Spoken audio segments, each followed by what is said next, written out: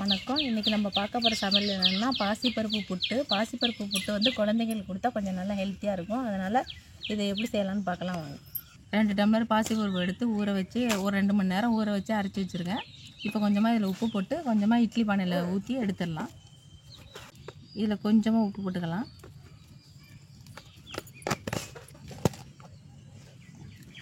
மாவு கொஞ்சம் நல்லா கெட்டியாகவே இருக்கணும். அப்போ தான் இட்லி பானையில் வச்சு ஊற்றும் போது கொஞ்சம் இது பண்ணி போகாது.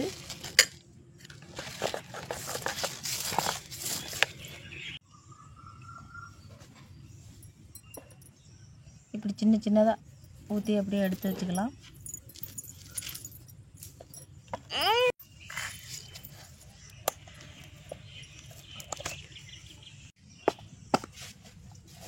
அவ்வளோதான், ஊற்றி எடுத்து வச்சு இப்போ மூடி வச்சு வேக வச்சிடலாம்.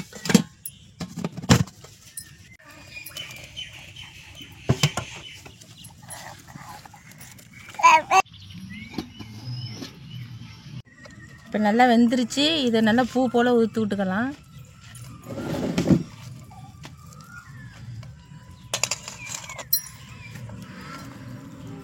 இப்போ நல்லா அதுமாரி உதிர்த்து எடுத்தாச்சு.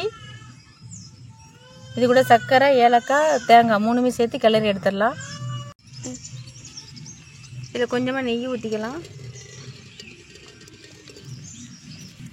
இது கூட 2 ஏலக்காய் நசுக்கி வச்சுருக்கேன், அதை சேர்த்துக்கலாம். கொஞ்சோண்டு தேங்காய் துருவல் சேர்த்துக்கலாம்.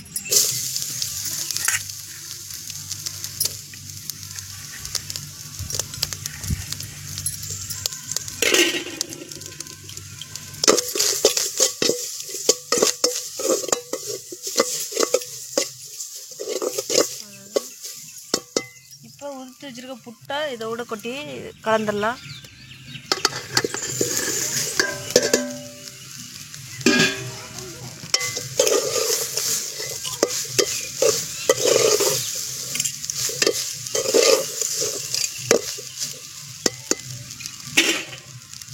அவ்வளோதான், இப்போ இறக்கிடலாம்.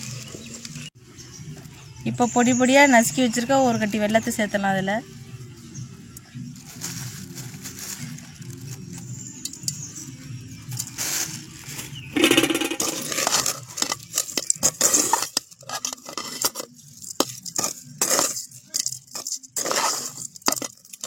அவ்வளோதான். உங்களுக்கு தேவைப்பட்டால் இன்னும் கொஞ்சம் அதிகமாக கூட வெல்லம் சேர்த்துக்கலாம்.